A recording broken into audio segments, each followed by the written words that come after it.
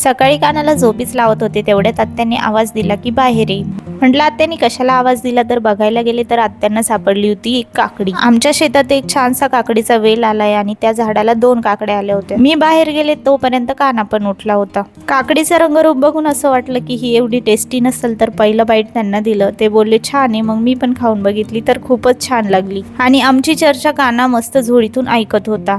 आणि आता कानामध्ये ना एक बदल दिसून येतोय. त्याला एका जागी खेळायला अजिबातच आवडत नाही. त्याला सारखं घराबाहेर पाहिजे असतं. त्याची आणि पप्पाची मस्ती पण सारखी दिवसभर चालूच असते. दिवसेंदिवस तो जास्त मस्ती पण करायला लागलाय आणि जास्त ऍक्टिव्ह पण व्हायला लागलाय. त्याला घेऊन सारखं कोणाला ना कोणाला घराबाहेरच बसावं लागतं. आत्यांनी मस्त कानाची पथुडी टाकली आणि त्याला घेऊन बाहेर बसले. कानाबरोबर आम्ही सुद्धा सगळ्यात जास्त वेळ बाहेरच असतो. त्यानंतर मस्त संध्याकाळच्या वेळेला चहा बनवला होता, तर छान चहा पित होतो आणि काना बघत होता की ह्या दोघी करताय काय म्हणून. नंतर त्याला झोपी लावलं आणि स्वयंपाकाचा टाइम पण झाला होता. त्याआधी मला आठवलं की आज आत्या आणि दादा नाहीये, तर दिवा पण लावायला पाहिजे. कानाची आणि काकीची रात्री झोपेपर्यंत ना काहीतरी वेगळीच मस्ती चालू असते. दोघांना पण धिंगाणा आवडतो. असा होता आजचा आमचा दिवस. भेटूया नेक्स्ट ब्लॉग मध्ये. बाय.